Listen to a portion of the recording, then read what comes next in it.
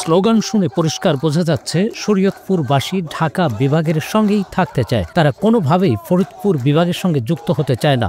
তাই রাজপথে নেমে সেই কথা সরকারকে জানিয়ে দিচ্ছে তারা। ৮ সেপ্টেম্বর শরীয়তপুর শহরের চৌরঙ্গি এলাকায় দেখা যায় মানববন্ধন, অবরোধ ও বিক্ষোভ। সড়ক অবরোধ করে দাবি তুলে ধরে স্লোগান দিতে থাকে তারা।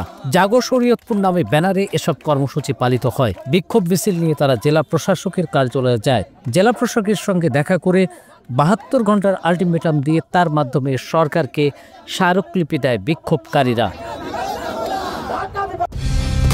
কালার এক্সপার্ট, জর্জ স্যাপ এবং মাইল্ড অন হ্যান্ডস টেকনোলজি সমৃদ্ধ অরিক্স ক্রিস্টাল ওয়াশ আপনার লন্ড্রি এক্সপার্ট। প্রশাসনিক পুনর্বিন্যাস সংক্রান্ত জাতীয় বাস্তবায়ন কমিটির সভায় কুমিল্লা ও ফরিদপুরকে আলাদা বিভাগ করার প্রস্তাব অনুমোদন দিতে যাচ্ছে অন্তর্বর্তী সরকার। তবে শরীয়তপুরের মানুষ ফরিদপুর বিভাগে যেতে চায় না। কেন? সেই কথা শুনুন বিক্ষোভকারীদের মুখে। আমরা স্পষ্ট ভাষায় বলতে চাই, পদ্মা সেতু হয়েছে, রাস্তার কাজ শেষ হওয়ার পর্যায়ে আমরা কোনোভাবেই ঢাকা বিভাগ ছাড়ব না, কোনোভাবেই আমরা ফরিদপুর বিভাগে যাব না ইনশাআল্লাহ। শরীয়তপুরবাসী কেউ আমরা ফরিদপুরে যেতে চাই না।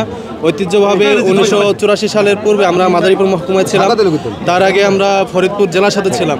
আমরা দেখেছি আমাদের পূর্বপুরুষদের কি দুর্ভোগ ছিল ফরিদপুর জেলায় গিয়ে বিভিন্ন প্রশাসনিক কাজ করতে, এবং তাদের বিভিন্ন দৈনন্দিন যে চাহিদা ছিল সেই চাহিদাগুলো পূরণ করতে তাদের অনেক বেশি কষ্ট হতো। আমরা সেই দুর্ভোগ পোহাতে চাই না। আমরা ঢাকা বিভাগে আছি, ঢাকা বিভাগেই থাকতে চাই। পরবর্তীতে আরও কঠোর আন্দোলন আমরা নামতে বাধ্য হব। আমাদের শরীয়তপুরের দাবি, মানুষের দাবি, প্রাণের দাবি, আমরা ঢাকা বিভাগে থাকতে চাই। শরীয়তপুর থেকে ঢাকার দূরত্ব মাত্র ৭০ কিলোমিটার, ফরিদপুরের দূরত্ব ১০৩ কিলোমিটার। শুধু দূরত্বই না, শিক্ষা, সংস্কৃতি, ব্যবসা বাণিজ্য এবং সার্বিক সকল লেনদেন, চিকিৎসা সমস্ত কিছু আমাদের ঢাকার সাথে।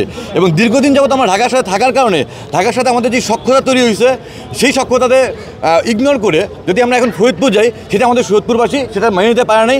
বিধায় আজকে এই গত ২ তারিখে যেই ডিক্লারেশন আসার আলোচনা হয়েছে, সেই আলোচনার প্রেক্ষিতে আমরা শুনতে পাচ্ছি যে ফরিদপুর বিভাগটা ডিক্লেয়ার করে দেবে। সেটার প্রেক্ষিতে আমরা এখানে চলে আসছি। এবং আপনারা জানেন যে ফেজিস সরকারের কথিত বিআই, সে বিআই তার বিআইনের কাছে আবদার করছিল যে আমাদের একটা বিভাগ দিতে হবে। সে বিআইন তার বিয়ের আবদার রাখতে যা এই আমাদের এই ফরিদপুর বিভাগ দেয়। এখন যদি বিআই এবং বিআইনের লীলা খেলায় আমরা শরীয়তপুর যদি বঞ্চিত হই, আমরা শরীয়তপুর লাঞ্ছিত হই, এই শরীয়তপুরের ১৪ কোটি জনগণ, শরীয়তপুরের ১১ লক্ষ জনগণ এই লাঞ্ছনা মানবে না। এরা ওই বিআই এবং বিআইন দুজনেই এখন পলাতক, একজন কবরে আরেকজন পলাতক। তো তাদের যে নীল নকশা ছিল, সেই নীল নকশা এখন যদি কেউ বাস্তবায়ন করতে চায়, তাইলে তাদেরকেও এই বাংলার মাটি থেকে ছাড়তে হবে। আমাদের গোপালগঞ্জে রাখা হয়েছে সার্কেল অফিসগুলো, যেটা ফরিদপুরের অন্তর্ভুক্ত। শরীয়তপুর থেকে যার দূরত্ব ১৫০ কিলোমিটারের মতো। এখন আপনি ৭ বছর যাবৎ একটা হসপিটাল বানাইতেছেন, ৭ বছরেও কাজ শেষ হচ্ছে না। আমরা বারবার জিজ্ঞেস করি, সার্কেল অফিস, অমুক অফিস, তমুক অফিসের দোহাই দেয়। আমরা ঢাকাকে কেন বিভাগ রাখতে চাই? শুধুমাত্র একটাই কারণ এই যে শেখ হাসিনা বারবারই চেষ্টা করছে তার গোপালগঞ্জের সব ধরনের অফিস রাখার জন্য, এবং সে সেটাই করছে। ঠিক আছে, সো এই যে রোডসের অফিস বলেন, গণপূর্তের অফিস বলেন, সব অফিসগুলা গোপালগঞ্জে নিয়ে সে ফরিদপুরকে একটা বিভাগ বানাবে, এটা নিয়ে আমাদের আপত্তি নাই। কিন্তু শরীয়তপুরকে ফরিদপুরের সাথে নিতে আমরা দিব না। আমরা ঢাকার সাথে ছিলাম, ঢাকার সাথে আছি এবং ঢাকার সাথে থাকব। সেই জন্য যত সংগ্রাম করতে হয় আমরা করব।